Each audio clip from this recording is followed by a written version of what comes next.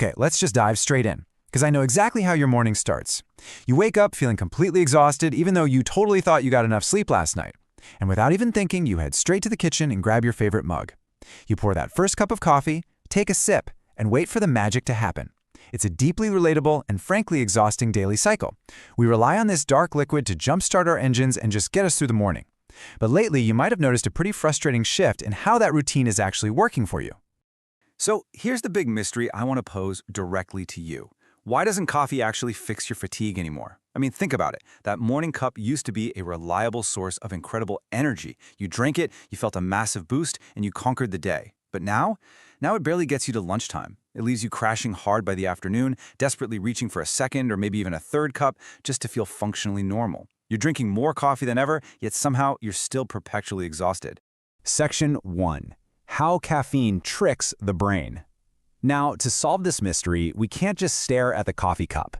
We have to look inside your head. We're going to zoom right down to the biological level to unravel exactly what happens the literal second that first sip hits your bloodstream and travels up to your brain. Okay, so to understand caffeine, you first have to understand this absolutely crucial chemical system in your body. Throughout the day, as you're awake and active, a chemical called adenosine gradually builds up in your brain. Think of adenosine as your internal tiredness meter. It's like a gauge. The longer you stay awake, the more adenosine accumulates, binding to specific receptors and creating what scientists call sleep pressure. It's just your body's natural, healthy way of signaling that it's time to finally rest and recover. And this is where caffeine swoops in like a molecular imposter. Because caffeine actually has a very similar physical shape to adenosine, it can fit right into the exact same receptors in your brain. But instead of activating those tiredness signals, caffeine just plugs them up. It totally blocks the adenosine from doing its job. You aren't actually producing any real energy here, you are simply unplugging your brain's sleep signal. I love this quote. Think of coffee like turning down the volume on your body's "I'm tired" signal. It's just a perfect analogy. Because the underlying fatigue hasn't vanished into thin air, right? The alarm is still going off, your brain just temporarily can't hear it because caffeine has put earmuffs on your receptors. Section 2. Alertness versus cellular energy. Which brings us to a massive misconception. We really need to separate two completely different biological states that we constantly confuse, feeling alert and actually having cellular energy. Because here's the thing, real energy in the human body, it isn't made of caffeine. Your body produces usable cellular energy largely from the actual nutrients you consume, through these complex processes that generate something called ATP. ATP is the fundamental molecule that your cells use to power basically all their functions. Your body manufactures this true energy from good food, deep sleep, and proper hydration. It definitely does not manufacture it from a double espresso. So look at it this way. On one side, we have alertness. This is the umbrella caffeine gives you by chemically blocking your tiredness. On the other side, we have real energy, the actual cellular ATP battery your body creates from nutrients, water, and sleep. Grasping this distinction is a major aha moment for sure. It completely explains why your daily coffee habit is a brilliant biological trick for focus, but a terrible substitute for actual bodily fuel. Let's be super clear about what this means for your daily life. Coffee literally cannot correct a lack of sleep. It can't fix an iron or vitamin deficiency. It's not going to automatically stabilize your blood sugar, and it certainly won't cure your chronic stress. While caffeine brilliantly changes how tired you perceive yourself to be, it does absolutely zero to change the root cause of why you are tired in the first place. Section 3. The caffeine tolerance cycle. So what happens when you rely on this little trick every single day? Well, you fall into a very frustrating trap. Let's look at how your brain actually fights back against your daily coffee habit.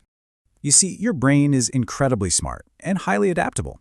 When you constantly flood it with caffeine, blocking its natural adenosine receptors day after day, your brain simply adapts. It says, okay, if you're going to block these receptors, I'm just going to create more of them, or make them even more sensitive.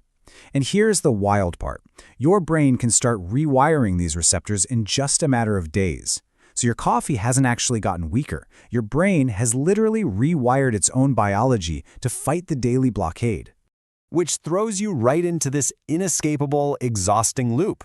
You start out tired, you drink coffee, you get that temporary artificial alertness, but then the caffeine wears off, and all that blocked adenosine, it comes rushing back with a vengeance. You crash hard, feeling even more tired than before. And what do?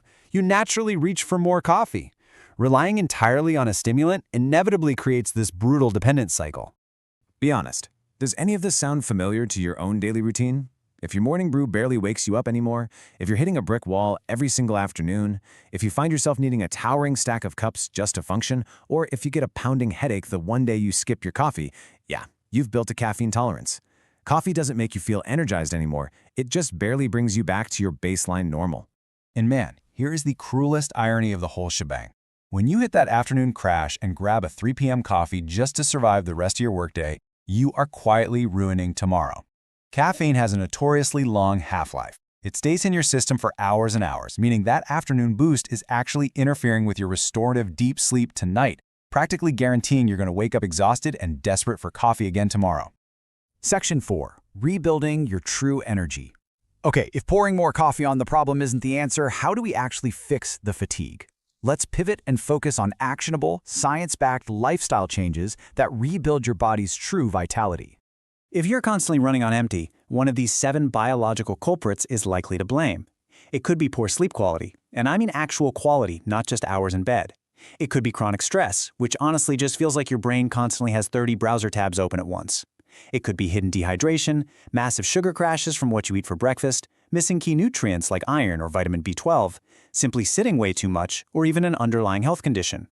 So how do we fix it? Well, instead of kicking off your day with a sugary pastry and a giant coffee, which just guarantees a massive crash, you need to give your body actual fuel.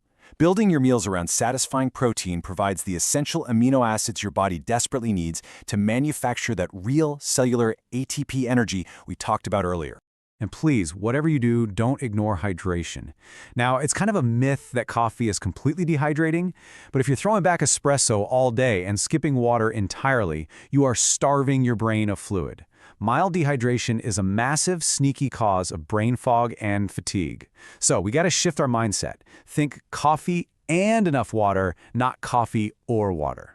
If you really want to put this into practice tomorrow morning, try this highly effective sequence to reset your energy. First, hydrate with water. Second, get outside for natural light to set your circadian rhythm. Third, eat a protein-rich breakfast. Fourth, get some light movement in.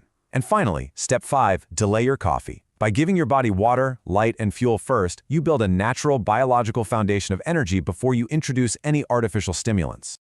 Now hey, let me reassure you right now, you absolutely do not have to quit coffee. I mean, no way, coffee is fantastic, but we do have to reframe how we use it. Make coffee a strategic tool for focus, not a desperate crutch for survival. Establish a strict cutoff time for yourself in the early afternoon, ensuring that today's temporary boost doesn't end up stealing from tonight's critical sleep. Because it all boils down to this. Real energy is built, not borrowed. True vitality comes from supporting your cellular recovery, managing your stress, and feeding your body exactly what it needs. When you rely solely on caffeine, you're just taking out a high-interest energy loan against tomorrow, constantly overriding your body's vital fatigue signals. Which leaves us with one final vital question to wrap up this explainer. Instead of asking how much coffee you need to survive today, ask yourself, what does your body actually need so you don't have to feel this exhausted every single day? It's time to stop just silencing your body's alarm with a mug of coffee and start finally listening to what your fatigue is trying to tell you.